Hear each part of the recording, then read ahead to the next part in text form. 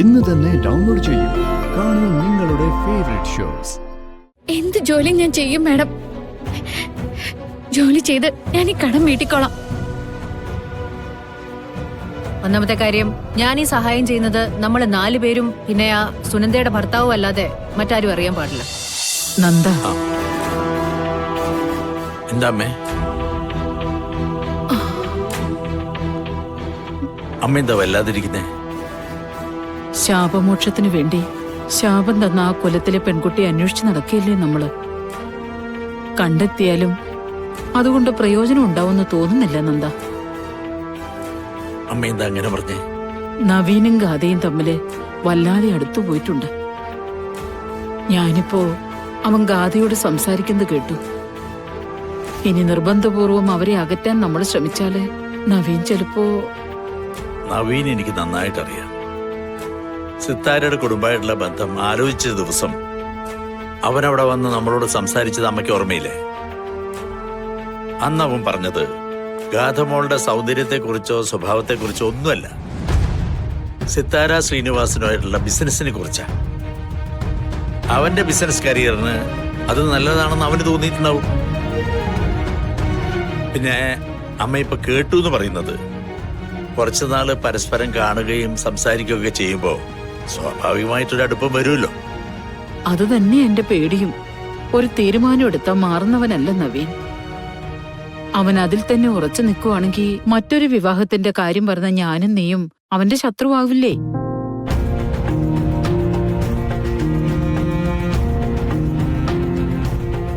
ആ ശത്രുതയല്ലല്ലോ നമ്മുടെ പ്രശ്നം, അവന്റെ ജീവനല്ലേ. അവന്റെ ജീവിതത്തിൽ പ്രകാശം പരത്തുന്നൊരു പെൺകുട്ടി വരുമെന്ന് ജോത്സ്യര് പറഞ്ഞില്ലേ? ആ പെൺകുട്ടിയെ കാണാൻ ഞാൻ ശ്രമിച്ചോണ്ടിരിക്കുക. കണ്ടുകിട്ടിയ നമുക്കവനെ പറഞ്ഞു തിരുത്താം. ഒട്ടും എളുപ്പമാവില്ല. ഒരുപക്ഷെ എനിക്കോ അമ്മയ്ക്കോ അത് സാധിക്കില്ലായിരിക്കാം. അത് സാധിക്കുന്ന ഒരാളുണ്ട്, സുമിത്ര. സുമിത്ര പ്രസവിച്ചതല്ലെങ്കിലും സുമിത്രയെ പെറ്റമ്മയായിട്ട് തന്നെയാണ് അവൻ കാണുന്നത്. ഇന്ന് വരെ സുമിത്ര ആവശ്യപ്പെട്ട ഒരു കാര്യവും അവൻ ചെയ്യാതിരുന്നിട്ടില്ല. നമുക്ക് സുമിത്രയെ കൊണ്ട് പറയിപ്പിക്കാം, അവൻ കേൾക്കും. പ്രതിവിധി ഒരെണ്ണം മുന്നിലുണ്ട്. പക്ഷേ മനസ്സിനൊരു ധൈര്യം കിട്ടുന്നില്ല. പ്രതിവിധി കണ്ടെത്തിയാൽ തന്നെ അത് നടക്കുമെന്ന് ഉറപ്പുമില്ല. എന്തൊരു കഷ്ടമാ ഇത്. ഇതൊക്കെ മാറുമേ. നമ്മൾ ഇത്രയൊക്കെ പ്രാർത്ഥിക്കുകയല്ലേ, ദൈവം നമ്മളെ കൈവിടുവോ? അവന് വിധിച്ചത് എന്താണോ അതിലേക്ക് തന്നെയാണ് നമ്മളെ ഇപ്പൊ നയിച്ചുകൊണ്ടിരിക്കുന്നത്. നമുക്ക് ചെയ്യാനുള്ളത് ചെയ്യാം, ബാക്കി ദൈവത്തിന് വിട്ടേക്കാം.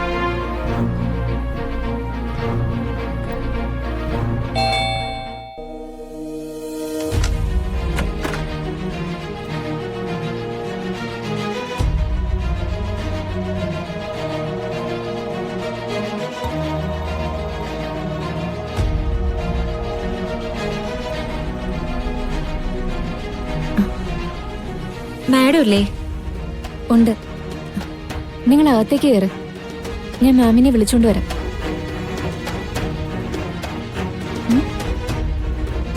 വാ.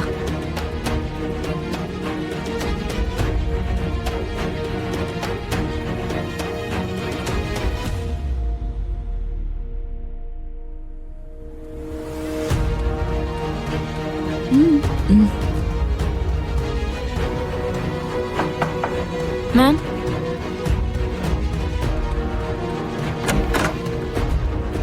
മാം, സുനന്ദയും ആ പെൺകുട്ടിയും വന്നിട്ടുണ്ട്. ഞാൻ തൊട്ടടുത്ത് നിന്ന് കണ്ടു മാം. ഗാഥ മാഡമായിട്ട് ഒരു വ്യത്യാസവും ഇല്ല.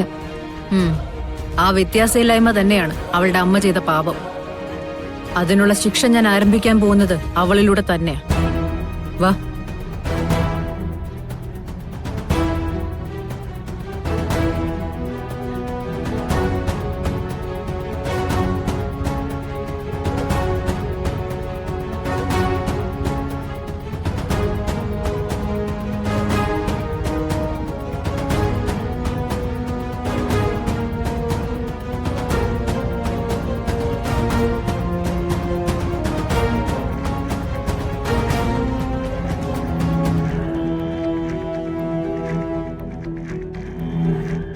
എന്തിനാ ഇവിടെ നിൽക്കുന്നത്? ഇരിക്കായിരുന്നില്ലേ? കുഴപ്പമില്ല മാഡം. കുട്ടി വാ, ഇരിക്കൂ. വരൂ. ഓ വേണ്ട, ഞങ്ങൾ ഇവിടെ നിന്നോളാം. ഒരാളെ പോലെ ലോകത്ത് 7 പേരുണ്ടെന്നൊക്കെയാ പറഞ്ഞു കേട്ടിട്ടുള്ളത്. എന്റെ ഗാഥമോളുടെ അതേ ഛായ തന്നെ നിനക്ക്. അതുകൊണ്ടാ നിന്നോട് എനിക്ക് വാത്സല്യം തോന്നിയത്.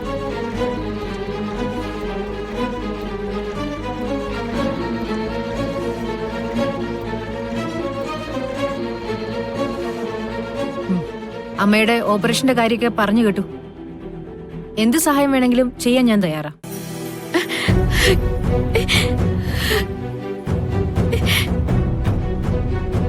മാഡം, എന്റെ മകള് കരയുന്നത് എനിക്കിഷ്ടമല്ല.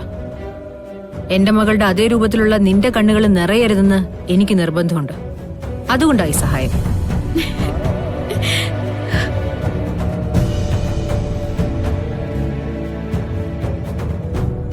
വലിയ ഉപകാരം മാഡം.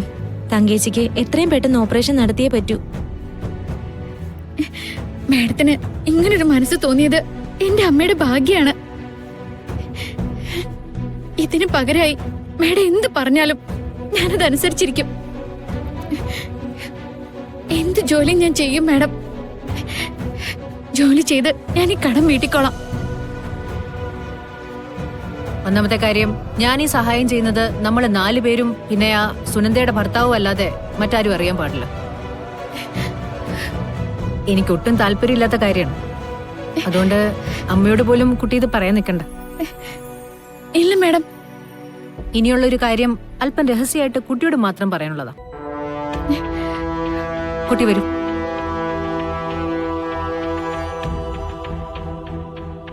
ചെല്ലു മോളെ. ആ കുട്ടിയുടെ ഭാഗ്യം. മാം ഇങ്ങനെയൊക്കെ സംസാരിക്കുന്നത് വളരെ അപൂർവം. അടിക്കു കേട്ടോ. പിന്നെ അടിക്കുന്ന ടിക്കറ്റേ ഞാൻ കൊടുക്കാറുള്ളൂ. എത്രയാ? 100 രൂപ.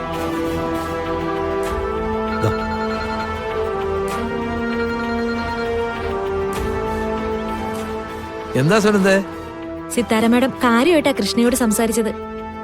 തങ്കേച്ചിയുടെ ഓപ്പറേഷന് വേണ്ട എല്ലാ ചെലവും അവർ ചെയ്യാന്ന് പറഞ്ഞിട്ടുണ്ട്. എന്റെ ഭഗവാനെ, അവസാനം നമ്മൾ ഉദ്ദേശിച്ച കാര്യം നടന്നല്ലോ. എന്നിട്ട് കൃഷ്ണമോളെ എവിടെ? എല്ലാം പറഞ്ഞു കഴിഞ്ഞിട്ടേ സിത്താര മാഡം കൃഷ്ണമോളോട് ഒരു കാര്യം പറഞ്ഞു. എനിക്ക് നിന്നെ കൊണ്ടൊരു ഉപകാരമുണ്ട്, അത് ചെയ്യണോന്ന്. എന്നിട്ട് രഹസ്യമായി സംസാരിക്കാൻ വേണ്ടി മുറിയിലേക്ക് കൂട്ടിക്കൊണ്ടു പോയിരിക്കാം.